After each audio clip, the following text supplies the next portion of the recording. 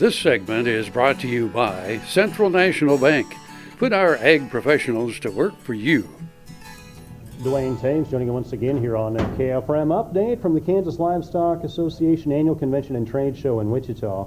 An opportunity to catch up with Randy Blach, Executive Vice President with Cattle-Fax. And Randy, what a wild ride this cattle market's been on for a couple of years now. It's been good for most of the segments of the industry.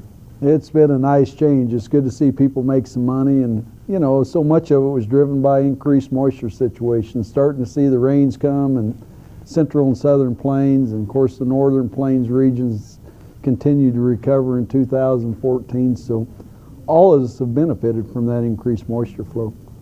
Obviously, the cattle market, cattle cycle, if you will, has typically been predictable, but some extenuating circumstances this time around that has changed the dynamics for the whole industry. Well, it really has. The cycle as we all grew up with it has changed so much in here in the last 20 to 30 years. We used to have the old rule of thumb is the numbers would peak in the middle of the decade in the 5 and 6 year, and prices would peak in the 0, 9, and 1 year of a decade.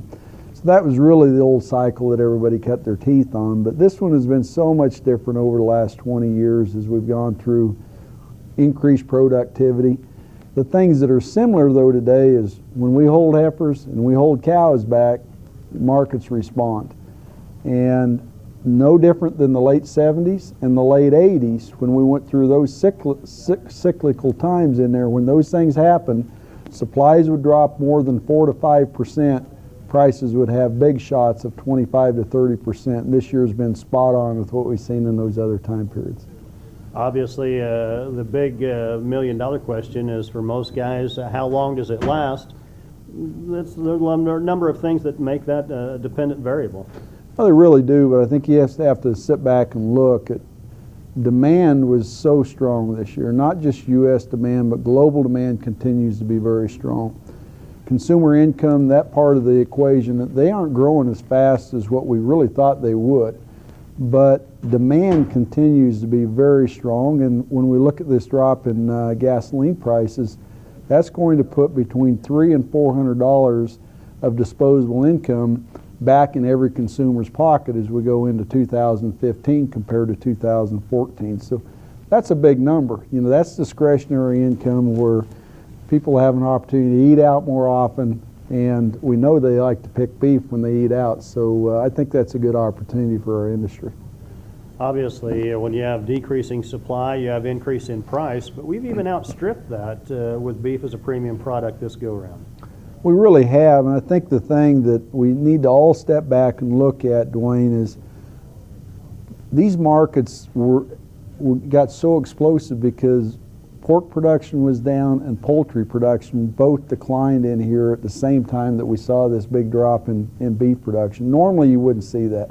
Normally the other proteins would be ramping up and expanded rapidly when we have a beef void. They couldn't do that because of situations within each of those industries. So it was somewhat of a perfect storm that allowed this market to be so explosive in here over the last 6 to 8 months. And I think as you look at 2015, just need to make sure we all keep it in perspective in here. We're going to have about 5% increases in both pork and poultry production in 2015. So there's going to be more choices out there, more total tonnage of protein on the market, which tell us that we're going to see these markets begin to level off.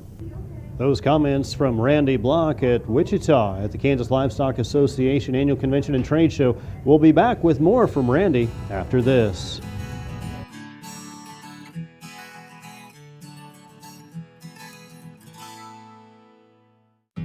This hog is head over hoof for meal made from U.S. soybeans. Now, one hog isn't that impressive, but suppose we add another, and another, and another.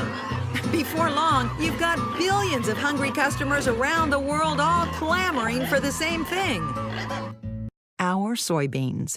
Learn more about the billion-dollar appetite of animal agriculture at BeyondTheElevator.com. Brought to you by America's soybean farmers and their checkoff.